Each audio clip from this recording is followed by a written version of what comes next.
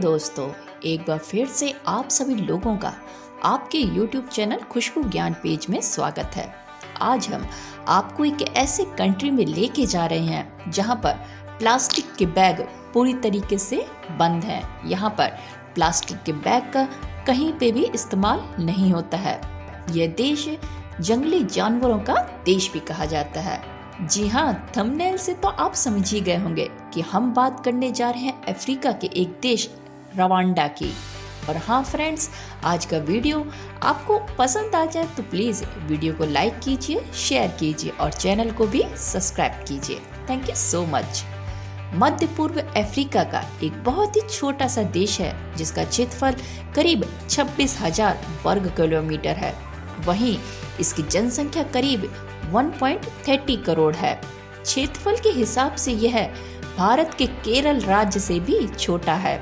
Rwanda पूरी तरह से प्राकृतिक सौंदर्य से भरपूर है, जिसके पूर्व में घास के मैदान और पश्चिम में पहाड़ियां हैं।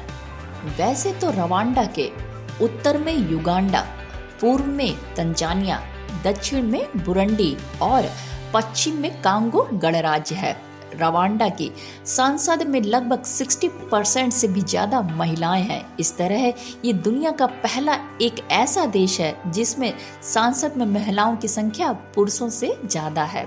रवांडा के लोग किन्या रवांडा भाषा में बात करते हैं, जो इस देश की राष्ट्रीय भाषा भी है। इसके अलावा इंग्लिश और फ्रेंच भी यहाँ काफी अच्छी मात्रा में बोली जाती है। दुर्बल प्रजाति के गोरिल्ला आज अफ्रीका में सिर्फ 3-4 देशों में ही पाए जाते हैं। उनमें से एक रवांडा है।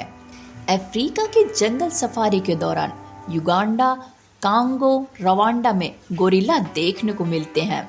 रवांडा का राष्ट्रीय पशु तेंदुआ है और रवांडा का सबसे ऊंचा बिंदु माउंट किरिसिम्बी है, जिसकी ऊंचाई 4.307 मीटर है। वैसे तो रवांडा में 3 मुख्य जाति के लोग रहते हैं। वो हैं तुआ लोग, पिग्मी जाति और बंटू जाति।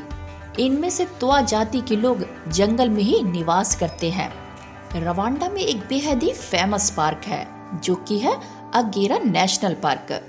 यहाँ पर तरह तरह के जीव देखने को मिलते हैं, जिनमें भैंस, जेब्रा, इम्पाला, बबून, वार्थोग, शेर, हिप्पोपोटामस और कई सारे अन्य जानवर शामिल हैं।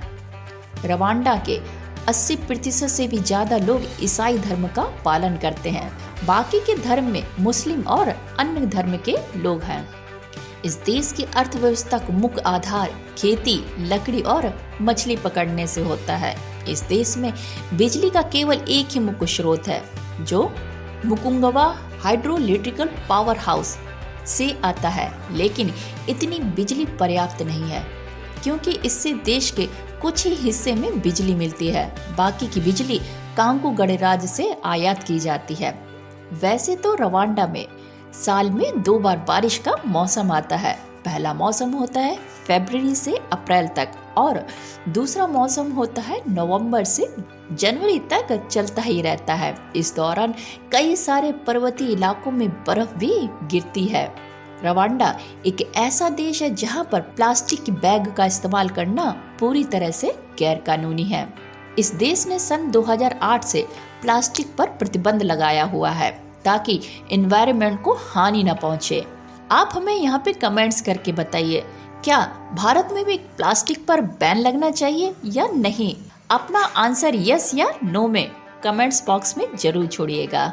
वैसे तो रवांडा एक बेहद ही खूबसूरत देश है जहां देखने और करने के लिए बहुत कुछ है।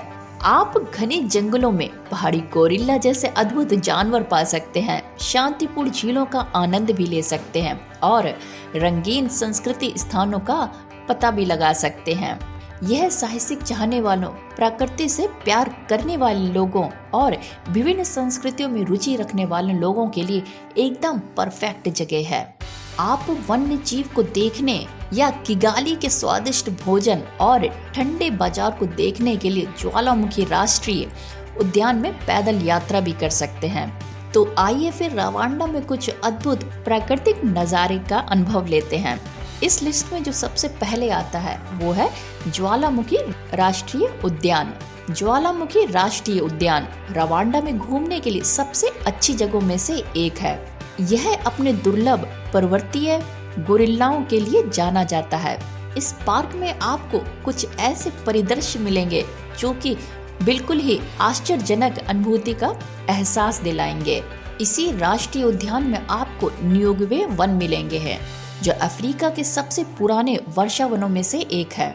यह पेड़ों के ऊपर एक छतरी नुमा रास्ते के लिए प्रसिद्ध है। ये जंगल चिंपांजी और अन्य प्राइमेट्स का घर भी बताया जाता है। इसी में आपको अकागेरा राष्ट्रीय उद्यान भी मिलेगा, जो कि एकमात्र बिग फाइव सफारी स्थान के रूप में जाना जाता है। इसमें आप सवाना, अर्धभूमि और झीलों का आनंद ले सकते हैं। इसी के साथ में है किबू झील और गिसेनी। अगर आप सांस्कृतिक और इतिहास में रुचि रखते हैं तो किगाली नरसिंहार स्मारक आपके लिए एक बेस्ट पर्यटक स्थल हो सकता है। किगाली नरसिंहार 1994 में रवांडा नरसिंहार की गंभीर याद दिलाता है। यह सिर्फ एक स्मारक नहीं है, बल्कि एक शैक्षणिक केंद्र भी है। यह स्थल 2,50,000 से अधिक पीड़ितों के लिए अंतिम विश्राम स्थल के रूप में जाना जाता है। इसी में आपको किंगल पैलेस संग्रहालय मिलेगा, जहां पे रवांडा की शाही विरासत की झलक देखने को मिलती है। यह पारंपरिक शाही निवास दर्शाता है कि रवांडा के राजा एक समय कैसे रहते थे। यह संग्रहालय पवित्र इनियामो गायों का भी घर है। गायों यानी काऊ का भी घर है, जो अपने प्रभावशाली सींगों के लिए भी जानी जाती हैं। वैसे तो यहाँ घूमने फिरने के लिए काफी कुछ है, जैसे गोरिल्ला की ट्रेनिंग, यानी कि आप वहाँ के गाइडेंस द्वारा उनके साथ में गोरिल्ला को देख सकते हैं, छू सकते हैं।